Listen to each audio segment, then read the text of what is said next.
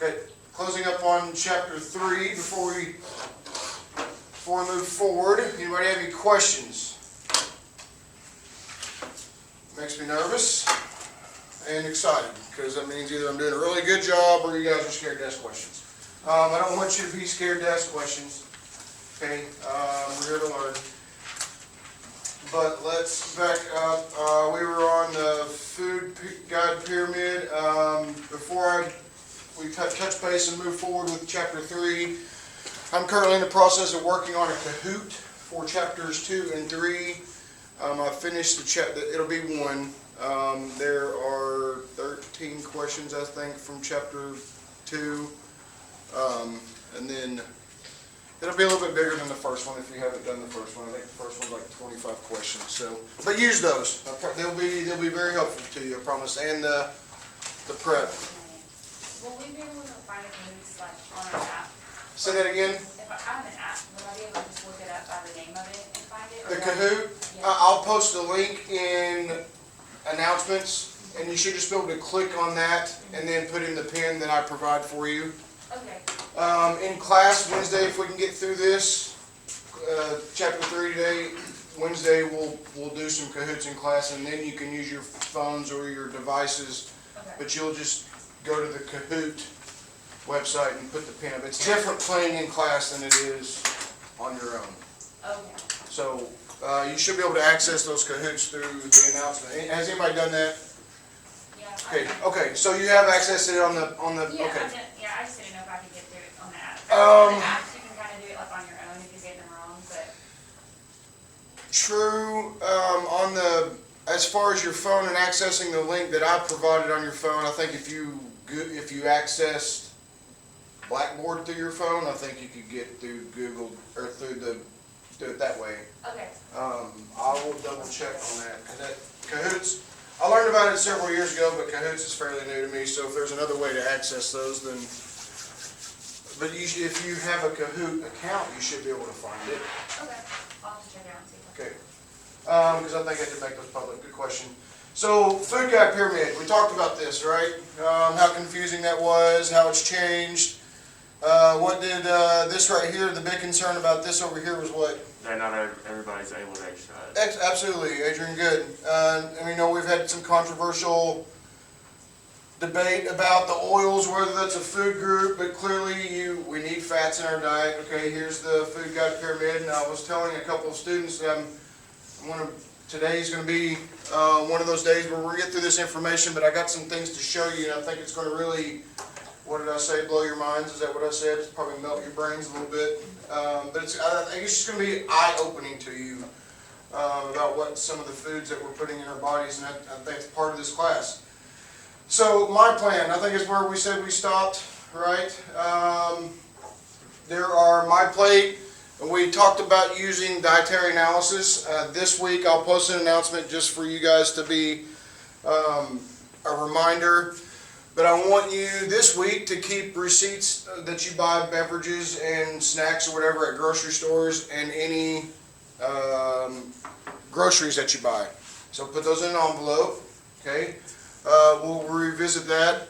It's not, I mean, it's a little bit of a homework, but just keep the receipts. I'm doing it myself. Okay, I think it's a good idea to be able to identify where we spend our money and where we can maybe move those around a little bit. And unless we have records of those things, we won't really know. So keep receipts of beverages and stuff that you buy at the grocery store or at the gas station and at the grocery store, and we'll revisit that next week. 12 different nutritionally adequate plans. My plate has those. I think I mentioned Super Tracker, which was what I was used to doing. This is very similar. Literally, you can go in here in these My Plates and you hit a start button and it will calculate your food plan. Some of the homework that I'm asking for you to do is we're identifying where we spend our money on foods and whatnot. Eventually, we'll get to a point where we can enter some of this stuff in. But if you'll look, for a majority of you, you're at 20-year-old adults, okay? These are the calorie requirements, and these are the servings per food group that you should be getting. How many of you think you hit 2 to 2.5 cups of fruit per day? I'm pretty close. I don't. But how many of you think about juices as being a serving? Okay, but when we talk about a juice, we're buying it in those big 8-ounce bottles. Those are actually 2 servings. Okay, so if you're doing, think about that. But what's the big deal with fruit? Where do we want most of our servings coming from? Raw, whole fruits. Why? What? Say it louder for the people at home. So we don't lose any of the nutrients. So we don't lose, yeah, and fiber. Fiber is the big deal. Grains, half of those should be coming from what? Whole grains. Thank you, Samuel. Yep, whole grains. Dairy. It says dairy. We talk about cheese and other things being a part of those dairy groups. Proteins. We talked about the beans being in the vegetable group and in the protein group. So you can really, when we talk about fulfilling these requirements, it doesn't have to be a serving for each food group. Some foods offer components of each one, right? So we talk about volume, and that's too much food for me. I can't eat it. Well, how do we combine some of those? How many of you like pizza? What? 1 person, 2, 3, 4. Okay. Now the whole class raises their hand. Well, let's wait to see what everybody else says and what the teacher says before I answer that. I like this. Now, why? A grain, okay, bread, pasta, or the crust, vegetables coming from tomato sauce or whatever vegetables you got in there. If you just get a cheese pizza, you're not really, that's kind of cheating. But you're still getting some vegetables and some proteins from the cheese. Why do we use mozzarella cheese? Do you guys remember that? What? Mozzarella cheese is the preferred cheese for pizzas because it typically has a higher fat content, which means it melts easier. That's why they use the mozzarella. So these are kind of some guidelines to measure visually. Baseball is about the size of a cup. Okay, this uses a mouse. It's so weird because I can remember using floppy disks and cassette tapes, and you guys probably like, what, is he from the caveman era or something? But, I mean, it just gives you an idea. This says a bar of soap. I use a deck of cards for a 3-ounce portion. So managing your weight, kind of moving a little bit quicker, managing your weight. We talk about these food guide pyramids and how they're able to give us recommendations. If you look at this one, how do Americans typically follow that? We're way over on our meat, way over on our grains. The dairy's still low, but I would suspect that they're probably not including dairy alternatives. Soy milk, almond milk, oat milk. But we know that vegetables and fruits, we know that we're terrible with that. But and that's the other consideration is, how much of the juices or dried fruits are they considering? Or are they just, always ask questions. Where are they getting this information from? But I would imagine they do a pretty good job of accumulating the good data. But like I said, dairy, that seems kind of low considering that the alternative options, I think you have to include those somewhere because they do suggest those if you can't tolerate dairy products. Food list for weight management. How many of you know someone that's doing carb counting? 1 person. Okay. How do they do that, Ashley?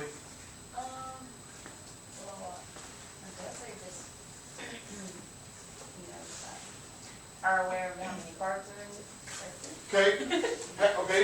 Does anybody know how many carbs you're allowed per day, male or female? It's going to change. Male or female? Anybody know? I like doing it per meal. So the American Diabetes Association says for men, you're allowed 45 to 60 grams per meal.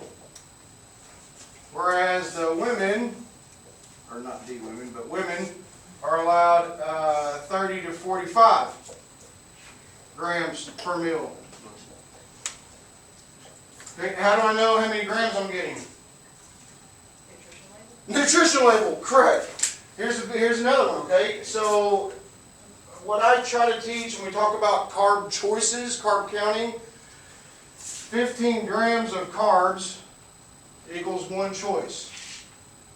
Okay, so for 45 to 60 grams, that would be 3 to 4 choices. And the reason why I prefer choices is because it encourages people to choose a variety of food. Now, can they get 2 choices out of 1 serving? Yeah, mashed potatoes. Okay, half cup serving equals, a half cup serving equals 1 choice or 15 grams. Everybody see how I got that? But if they had 1 cup, that would equal 2 choices. You see that? To me, now the exchange, the food list for diabetes and weight management was designed by Mary Rodabaugh, Dr. Mary Rodabaugh for the University of Arkansas Cooperative Extension. I was able to follow her through my internship. This is formerly called the exchange system, which is what she created. It's a lot more in-depth compared to that. It literally goes through and tells you a half cup mashed potatoes equals 1 choice. You substitute that with a half cup sweet potato. It's a much more denser product. So it increases the flexibility with people trying to carb count and control those sugars by limiting how many carbohydrates they get per meal. Beyond that, they encourage you to eat fats and proteins with those carbs because it slows down the digestion. Now there's another way to do this. The book doesn't talk about it, but how many of you ever heard of the glycemic index? So each food, so on a scale of 0 to 100, white bread and table sugar are 100. Okay, potato would be a 90. Sweet potato would be a 40. The whole point is that throughout all the foods that you eat, you want to balance out at about a 50, not have a bunch of them in the 100, because the glycemic index is how it impacts your blood sugars. So unless you're doing those things, I mean, I think it's good practice. I think it's great for people that want to create a variety. You have the exchange system. What can I substitute mashed potatoes and still get a carb out of it? Obviously, sugary foods would have more carbs in them. That's what this is. That's what this exchange is for. To kind of help just allow some flexibility and help reaffirm the choices that you're making when you're trying to control those. So food and dietary supplement labels, who controls those? Who regulates the information? FDA. Yep, Food and Drug Administration. Serving size, household units, all those things are kept on this nutrition label. We kind of went over that on Friday. The daily values. Those are what you're going to see the most over here on the side of it. Okay, on the right side of the nutrition label. Those nutrient standards for the daily values, RDA, recommended daily allowance, and adequate intakes are gender, age, and life stage specific. Okay, that's what those daily values over there. How much is this food achieving? Okay, out of the percentages that I'm supposed to be getting, this is more like a filler because there's really nothing in it. There's the only daily value is fiber, dietary fiber coming from, those are probably carrots or tomatoes, tomato juice. So diced tomatoes. Not a lot there, is it? What if I was to eat the whole can? How many calories would I have? 50. Approximately. You'd have at least 50. There's 3.5 servings per container. Oh, never mind. So if I get 25 calories per serving, we're looking at least over 75, probably close to 90. Okay, but just be aware of those things. We open up a can, we open up a package. Are we looking at how many servings? How many of you know how many crackers are usually considered a serving? It's random. It depends. Could be if you're a Triscuit versus a saltine cracker. Those things are going to change. Of course, your lifestyle. Remember, we talked about the lifestyles and the different kind of lifestyles that we have. We know that pregnant moms are going to require different needs than breastfeeding moms versus non-pregnant moms versus athletes versus the average Joe, if you will. Okay. So when I was talking to you about the grams for the exchange, I don't look at these underlying categories, because all of these categories right here, the dietary fiber, the total sugars, is included in the total carbohydrates. So if you're going to focus on controlling your sugars, don't look at this. Look at this top. Okay? Now how many choices would that have? One choice is 15 grams. At least 2, almost 3, right? I would rather you overcompensate a little bit and say, we're only 3 grams away. We're closer to the next choice than we are not. So I would count that as 3. If I was going to have a serving of it, I would count it as 3 choices. Or, if I'm trying to incorporate other foods, and I still want that, but I don't want it to count as 3 choices, what can I do? But I still want to eat it. Yeah. Change the serving size. If it's a half cup, go to a 1/4 cup. So it cuts that in half, right? So now it's down to 21. Okay? See, everybody see how I got that? Health facts. The book goes into claims, nutrition claims. We've kind of talked about this a little bit already. Reducing heart risk and heart disease. If it doesn't have that label on it, you are not. It can't. One, it's not going to say will reduce risk of heart disease. It will be may or can. But if these things don't have any kind of scientific evidence, that's why the heart is on the packaging of Cheerios. It's a heart healthy. American Heart Association supports the fact that Cheerios is a heart healthy choice. Well, what if I'm eating a Jethro-sized bowl of Cheerios every day? Those things probably change. So they can't say will, they can't say things that are definite. They say that those things have to, yes it may, if you include those in your daily value. One of the other things that I like talking about in this section was the labels. So it says reduced sodium. Right? How many of you know what reduced means? Say that again? It is taken away, specifically for foods. The book talks about this. Reduced means that it's 1/4 of the original. Okay? But what are the 3 things that make food taste good? Fat. Fat, salt, somebody. Fat, salt, one more. Sugar. Oh, yeah, no. Oh man, you guys totally went to sleep on me on that one. So I use ice cream as the example. Okay, so with a 1/2 cup serving, this is the thing. This is what I want you to pay attention to. So if I have the regular ice cream and it has 12 grams of fat in it, 30 grams of carbs, and let's say 200 milligrams of sodium, okay? I'm wanting to make healthy choices. So would a low-fat ice cream be a healthy choice? Or a reduced fat? You're all like, I'm afraid to say yes because it sounds like it, but I feel like it's going to make me look like Well, an if there idiot. was information up there, I would definitely tell you. Okay? I thought it would. I So, don't know if the salt intake decreases even though it's reduced fat. if reduced would be 25% less, okay? So we're going to say fat for this example. So reduced fat, 25% less. 25% less would be 9 grams of fat. Is that a big change?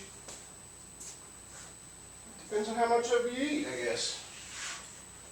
Okay, are we following this 1/2 cup serving size? Otherwise, this information really doesn't matter at that point. Not a huge decrease. Okay, 25% sounds like a lot in the percentage-wise. That's a 1/4, right? But in reality, I mean, 3 grams of fat, you know, I think it's debatable. Here's the kicker, though. Less fat, I still need it to taste good. I'm achieving what the label says. Reduced fat, 25% less.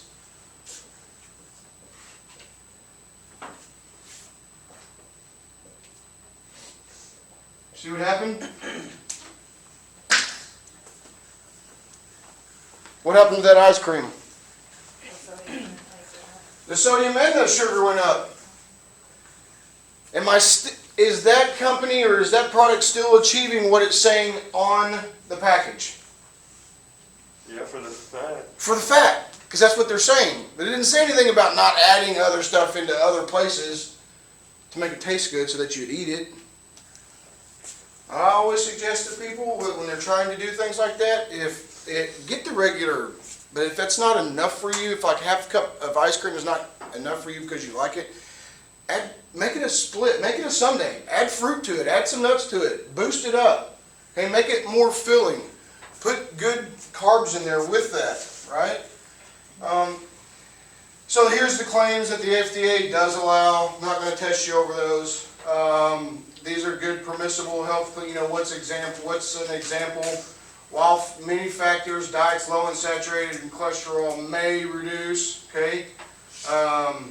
Some types of dietary fiber, particularly soluble fiber, may reduce. You can see may reduce. I mean, there's no definite answers in here. May or can are often used in those packaging. So those other claims, I don't know that I've ever really paid attention to this on the Activia. I do like Activia. How many of you eat this? How many Activia yogurt? I don't know. Reading it helps naturally regulate your digestive system, but if I wasn't reading that, I felt like I needed to go get my navel pierced or something. I don't know. It's some of these signs and stuff. How many of us are paying attention to it? I guess. So nutrient content claims. FDA permits manufacturers to include claims on labels that describe levels of nutrients, high, free, or low. This is what I was kind of referring to. When it says free, it's actually not. When you say free, it means that there's no exchange, right? If I said I was giving you something for free, Adrian, your expectation is you're not giving me anything back, right? Free for food does not mean none. It means that it's less than 0.5 grams. If it's reduced, it's 25% less serving than the reference food, like I showed you with the ice cream. Fat-free, same thing. Low fat, 3 grams or less. This is actually considered to be heart healthy when it's 3 grams or less, in addition to the sodium. But you can see on here, this gives you a good overall picture of what those things mean on our labels. Okay. Other terms, we talked about the light. I think this is kind of a double-edged sword in a sense, because if I'm trying to change my habits in the foods that I eat, if I switch to a light food, how many of us think that we can have more of it because it's a light option? Doesn't it have more sugar in it? It varies. Light typically is related to the calories which are coming from fats. Okay, a lot of times, especially with some of these dressings, it's usually more water, or they'll use a different kind of fats. Like, how many of you like U.S. Pizza's House Ranch? The good ranches are made with lard or mayonnaise. Just gonna put that out there. The best ranches are made with some terrible ingredients. Supplements, dietary supplements, the FDA, according to the FDA, dietary supplements are not intended to treat, diagnose, cure, or alleviate the effects of diseases. So some of those functions on the outside of your supplements and stuff, they obviously can't say those things because they would not, the USDA would say, or I'm sorry, the FDA would say no. These statements have been evaluated by the Food and Drug Administration. They have to have that on there, so I think that that's important to read, especially if it's something that's fairly new. So I told you I was going to blow your minds today.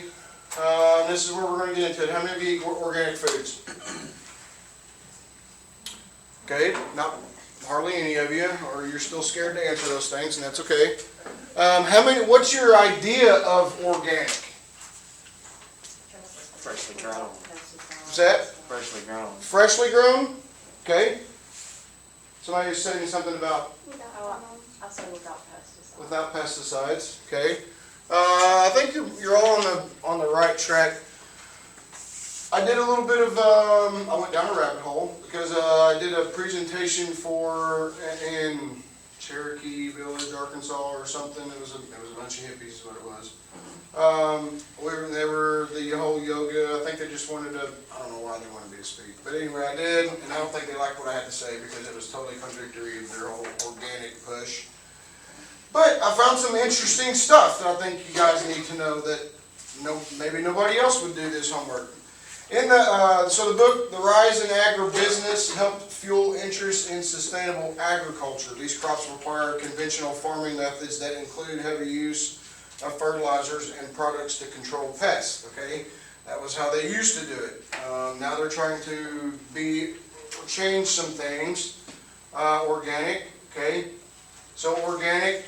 Synthetic fertilizers are not allowed. This kind of gives you an idea of the conventional versus the organic, an overall view of that. I don't know that I would necessarily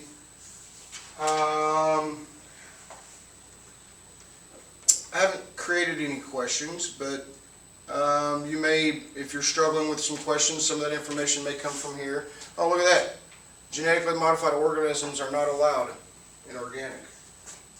Yet they're more protected against insects and pesticides? Does that make sense to anybody? Why you wouldn't allow GMO in organic? To me, it would make things easier, right? If it's a strain of product that is resilient against bugs and some pesticides, why wouldn't you include GMOs in that? So the labeling, again, like the USDA organic, much like wheat versus 100% whole wheat, okay? USDA 100% organic may use this organic seal, but 100% of certified organic ingredients must identify those organic ingredients. Organic just means contains at least 95% of organic ingredients in the product. Made with organic, okay? There's some of the stipulations on that. So what I want to show you is the FDA guidelines. I'm sorry, yes. Code for these guidelines. Okay, organic production and handling requirements. The producer or the handler of a production or handling operation intending to sell, label, or represent agricultural products as 100% organic. So you're telling me if it was 100% organic, that means they can't use any pesticides or chemicals whatsoever, correct? Correct. So you thought. So you thought. The producer or handler of a production or handling operation, except as an exempt or excluded under, I won't show you that one, but an organic system plan must meet the requirements set forth in this section for organic production or handling. An organic production or handling system plan must be, and it goes in here in a list of each substance to be used as a production or handling input, indicating where it came from and documenting the availability. But it also says in here that those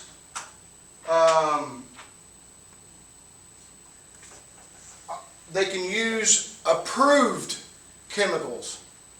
So it's not 100, the land requirements, the fertility, may select and implement tillage and cultivation practices that maintain and improve the soil and minimize soil erosion. But the book does talk about, or this little code in here, I wish I would have paid more attention to where exactly it was, but it does say in here that substances that are allowed. Okay, so I think there's a misconception there. The other one, I think it was an extension of this. Synthetic or non-synthetic substances considered for inclusion on or deletion from the national list. So that's what I did. I went and I had done that one. I think this is really this is where your guys' brains are gonna melt. So D3 is one of those things that are allowed to use.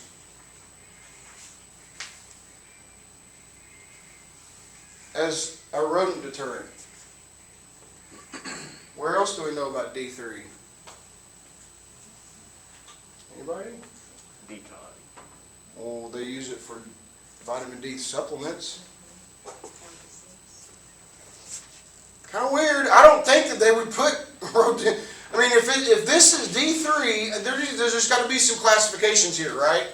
If I know that D3 is a supplementary vitamin D that's used for older, whoever needs the added vitamin D, right? It's both used as a dietary supplements and a rodent deterrent. Does that like shock anybody here? Yes. No wonder why my grandma don't take that. Even though she's supposed to, but she. Well, now she's got a supportive. Now she has a supportive. I don't imagine it's probably. I mean, obviously used in different doses, probably. But there's no explanation of that. I mean, as a consumer of both D3 supplement, which the FDA approved, okay, and then you're telling me that they're 100% organic is not 100% organic to me unless you're growing it in your backyard, because then you know what you're putting in it. It also talks about in this for, and I'll do some more research if you're interested in that and kind of tell you which section it came from, but I know that I read that it's just in the cultivation and the harvesting. After it's harvested, it sits in these big trucks. Okay, and nowhere in the organic process does it say anything about not using pesticides at that point. Okay, that's why how many of you know that how many of you know that there's like a waxy substance on the outside of your apples? Just rinsing those things off can help. I think that helps with the process, but are we supposed to consume it? What about did we talk about the packaged apples? So you cut an apple up, right, at home? How long do you think it takes before it turns brown? Not very long. But why are we buying these packaged sliced apples, looking at them, knowing how long they've been here? They're still the same color as they was if they were fresh cut.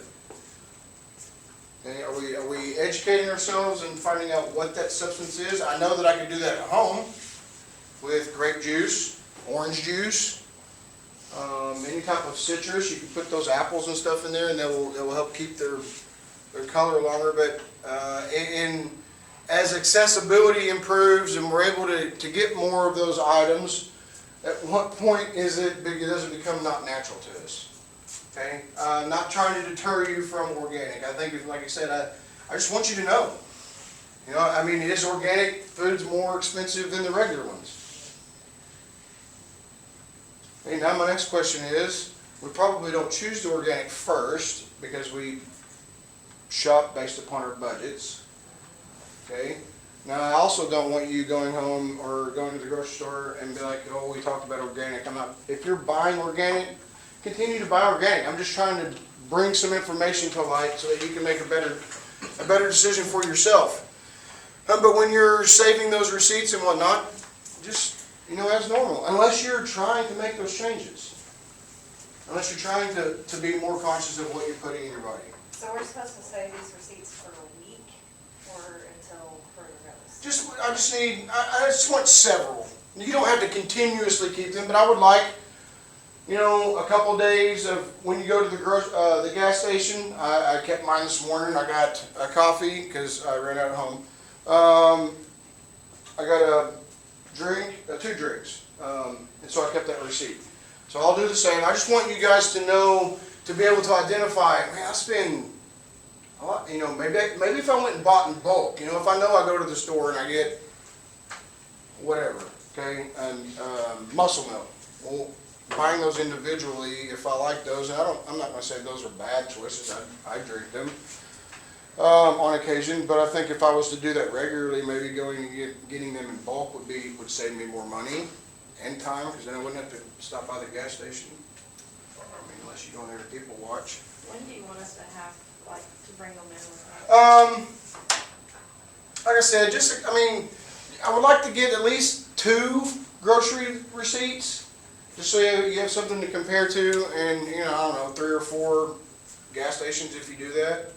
However many times. How many of you visit the grocery store once a week. Okay, so that's good. This week though, because I'm going to Colorado. I'm not buying groceries. It's today. probably a good idea. It's just for your own knowledge, okay?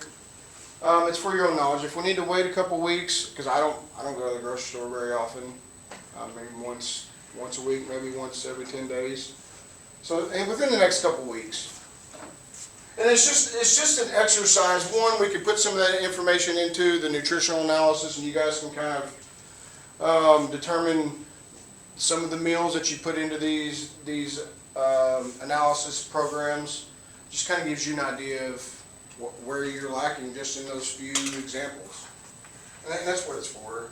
Yes, there'll be some points awarded for it. I mean, I will give you that, but I think the whole purpose of that is self-awareness. Where am I spending my money? What am I spending it on? Those kinds of things. And that's what the last part of that 3.4 is. I lost my... The last 3.4, the government-sponsored dietary analysis websites.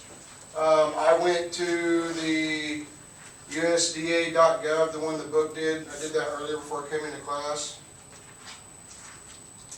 It's kind of hard to follow, but if you'll scroll down and you go to My Plate, then you can take this quiz. It said I failed, but I'm just kidding. It said I was a rookie. It said I was a My Plate rookie. But I was just randomly answering questions. It asked how much food, how many foods or fruits I think I eat, vegetables, proteins, dairies. It asked about physical activity. Here, I'll just show you kind of what it does. It asks for your top 3 healthy eating goals. I just, like I said, those are kind of selected for on purpose. But and then what am I trying to do? Okay, if any, are you preventing you from what's preventing you? These are barriers. I think we all probably click that one. Could probably click that one. Taste and flavor, sure.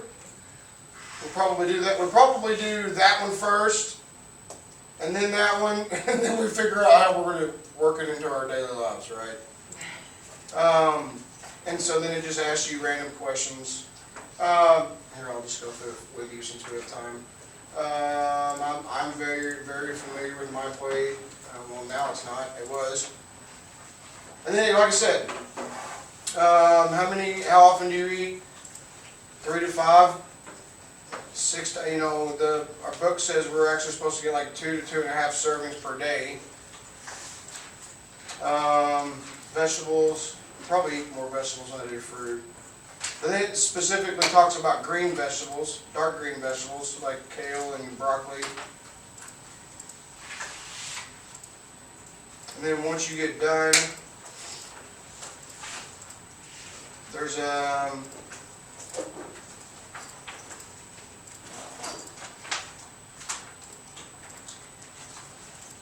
I was just doing this just to see. I'm not going to do vegetables.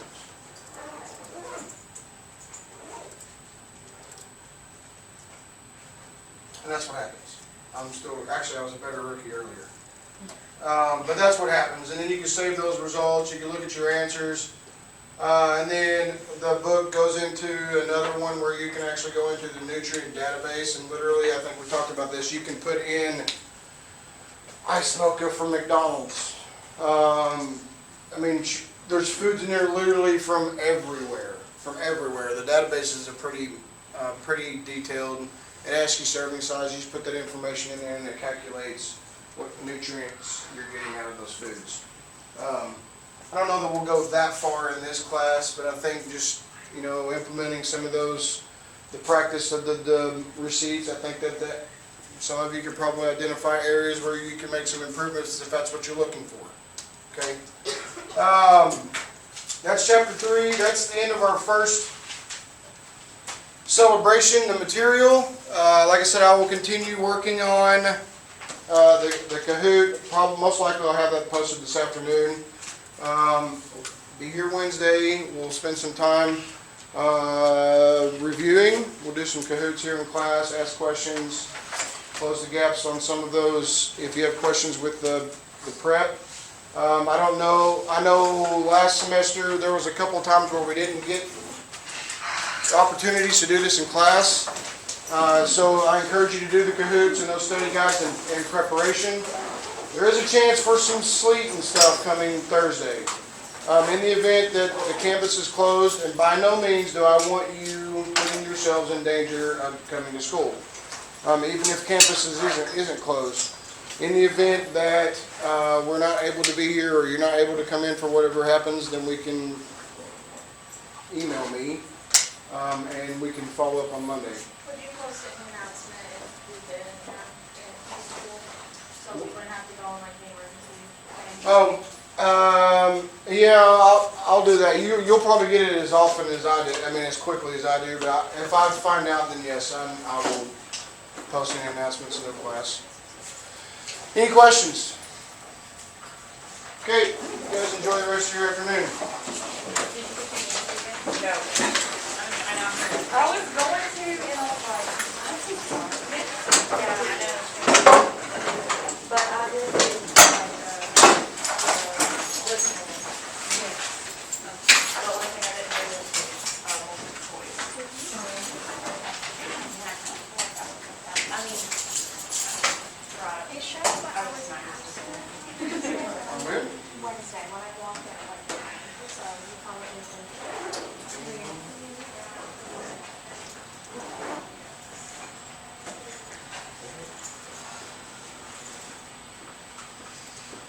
I distinctly remember that I took a picture of her more on Wednesday.